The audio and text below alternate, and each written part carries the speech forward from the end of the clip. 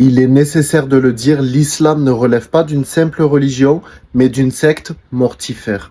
Il y a quelques jours, au Nigeria, plus de 200 chrétiens ont été tués au cri de Allahu Akbar. C'est l'association chrétienne AED, reconnue par l'État, qui a rapporté cette info et malheureusement presque aucun média n'en a parlé. Et ces djihadistes ayant tué les 200 chrétiens trouvent leur haine dans le Coran.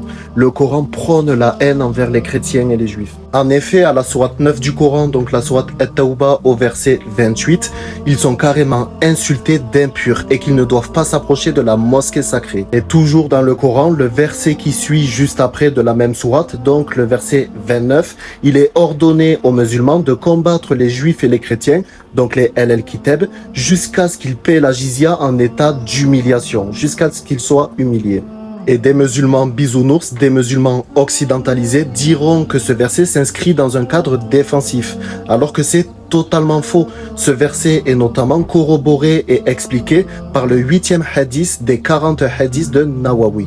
Et pour terminer, toujours dans la sourate 9 du Coran, au verset 30, donc le verset qui suit juste après, il est dit qu'Allah les anéantisse, en parlant des juifs et des chrétiens. Et je pourrais vraiment y passer la journée, il y a encore une multitude de versets prônant la haine envers les juifs et les chrétiens. Donc pour conclure, ces djihadistes qui ont attaqué les chrétiens s'appuient évidemment sur le Coran, puisque le Coran prône la haine des juifs et des chrétiens. Donc oui, l'islam est une secte mortifère.